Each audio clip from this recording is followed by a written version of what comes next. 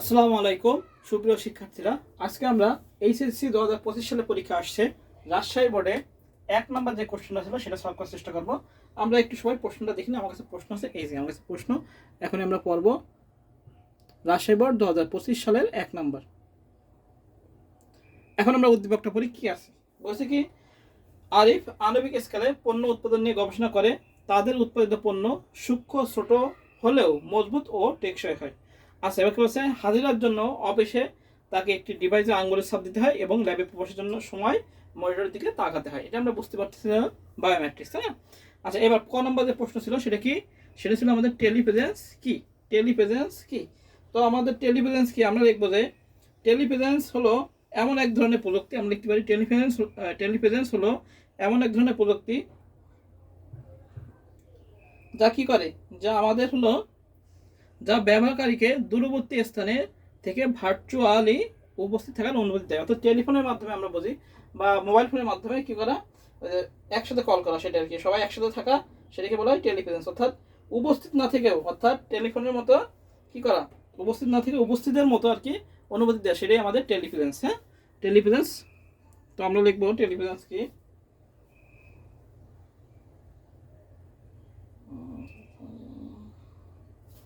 তো আমরা লিখবো টেলিপ্রেজেন্স, প্রশ্ন আছে টেলিপ্রেজেন্স কি, এটা লিখবো আমরা ক নাম্বার। রাজশাহী বোর্ড 2025 সালে 1 নাম্বার। আচ্ছা, ক নাম্বার আমরা লিখবো হলো টেলিপ্রেজেন্স কি। আচ্ছা, টেলিপ্রেজেন্স, টেলিপ্রেজেন্স আমরা লিখবো, টেলিপ্রেজেন্স হলো এমন একটি প্রযুক্তি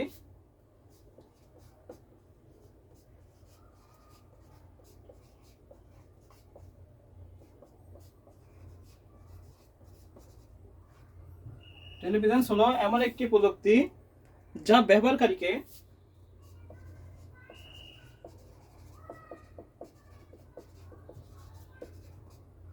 কি করবে, ব্যবহারকারীকে দূরবর্তী স্থান থেকে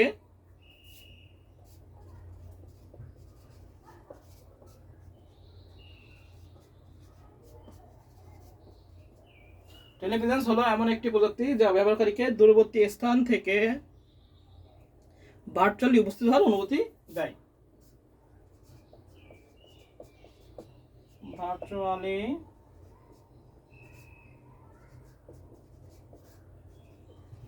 উপস্থিত হওয়ার অনুমতি দেয়, হওয়ার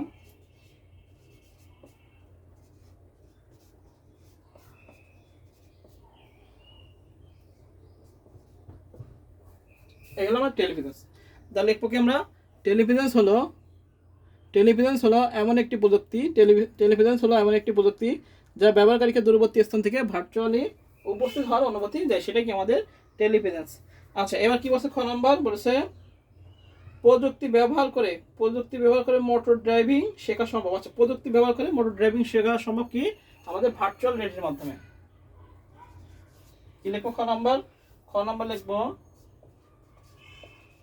প্রযুক্তি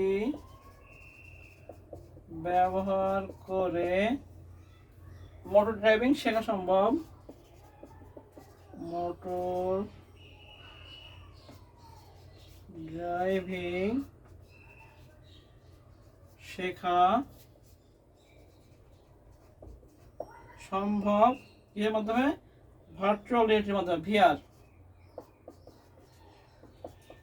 ভার্চুয়াল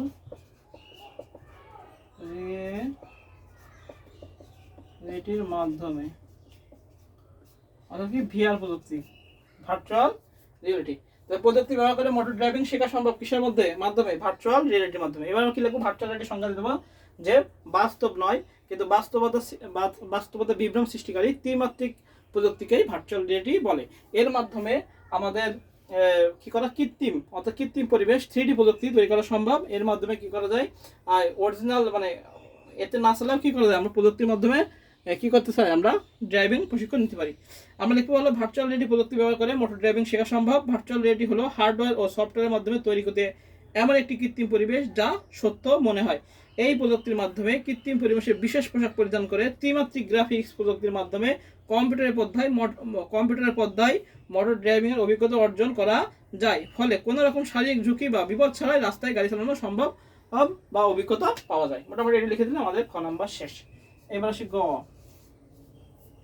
গ নাম্বার কি বলেছে? বলেছে উদ্দীপকে পণ্য উৎপাদনে ব্যবহৃত প্রযুক্তি ব্যবহার ক্ষেত্রসমূহ ব্যাখ্যা করা আছে। পণ্য উৎপাদনে কি প্রযুক্তি ব্যবহার করেছে? আমাদের প্রযুক্তি হচ্ছে ন্যানো টেকনোলজি। কি প্রযুক্তি?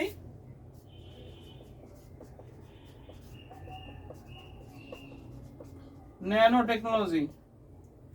তো আমরা কি লিখবো? আমরা লিখবো যে উদ্দীপকের উল্লেখিত আণবিক স্কেলে পণ্য উৎপাদনের প্রযুক্তি হলো ন্যানো টেকনোলজি। তবে সংজ্ঞা দেবো আমরা ন্যানো টেকনোলজি কি। ন্যানো টেকনোলজি হলো এমন একটি প্রযুক্তি যেখানে ন্যানোমিটার স্কেলে একটি বস্তুকে সুনিপুণভাবে ব্যবহার করা যায়, অর্থাৎ এর পরিবর্তন, পরিবর্ধন, ধ্বংস বা সৃষ্টি করা যায়।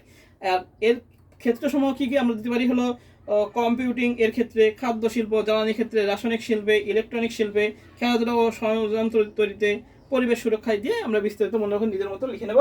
লিখে দিলে আমাদের ন্যানো টেকনোলজি হয়ে যাবে। বুঝা গেছে? তাহলে গ নাম্বার কি লিখবো আমরা? যে উদ্দীপকে পণ্য উৎপাদনের ব্যবহৃত প্রযুক্তি হলো ন্যানো টেকনোলজি। এবার ক্ষেত্রসমূহ মোটামুটি ন্যানো টেকনোলজি কাকে বলে সংজ্ঞা দিলাম, সংজ্ঞা দেওয়ার পরে এর ক্ষেত্রসমূহ লিখে দিয়ে শেষ করে দিলাম। এই হলো আমাদের গ নাম্বার। আচ্ছা, ঘ নাম্বার বলছে উদ্দীপকে অফিস ও ল্যাবে প্রবেশের ক্ষেত্রে ব্যবহৃত প্রযুক্তিদ্বয়ের মধ্যে কোনটি উত্তম? আচ্ছা, বলছে অফিস ও কি অফিস ও ল্যাবে প্রবেশের ক্ষেত্রে। আচ্ছা, অফিসে যে প্রবেশ করার সময় ফিঙ্গার দেয়, অর্থাৎ ফিঙ্গারপ্রিন্ট। উদ্দীপকে আরিফের অফিসে প্রবেশের জন্য ফিঙ্গারপ্রিন্ট বা আঙ্গুলের ছাপ ও ল্যাবে প্রবেশের জন্য চোখের রেটিনা বা আইরিস ব্যবহৃত হয়েছে। ওয়ে পদ্ধতি কি বায়োমেট্রিক্স ব্যবহৃত হয়েছে। একটা কি হয়েছে? ঘ নম্বরে একটা আমাদের ব্যবহার হয়েছে কি? ঘ নম্বরে একটা ব্যবহার হয়েছে আমাদের হলো একটা হলো ফিঙ্গারপ্রিন্ট ব্যবহার করেছে। হ্যাঁ, প্রবেশের জন্য কি ব্যবহার করেছে? ফিঙ্গারপ্রিন্ট। একটা হলো ফিঙ্গারপ্রিন্ট, আরটা হচ্ছে ফিঙ্গারপ্রিন্ট, আরটা হচ্ছে চোখের রেটিনা। চোখের রেটিনা ব্যবহার করেছে। এটা হলো ফিঙ্গারপ্রিন্ট, আর এটা কি আছে? চোখের রেটিনা ব্যবহার করেছে। তো আমরা দেখবো সাধারণভাবে নিরাপত্তা এবং নির্ভুলতার দিক থেকে আইরিশ স্ক্যান বা ফিঙ্গারপ্রিন্ট হচ্ছে উত্তম। আইরিশের অনন্যতা ও স্থায়িত্ব একে অত্যন্ত নির্ভরযোগ্য করে তোলে।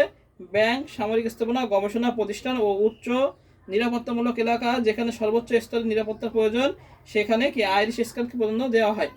তবে ব্যবহারিকতা, সহজলভ্যতা ও ব্যয়ের দিক থেকে ফিঙ্গারপ্রিন্ট অধিক সুবিধাজনক ও জনপ্রিয়।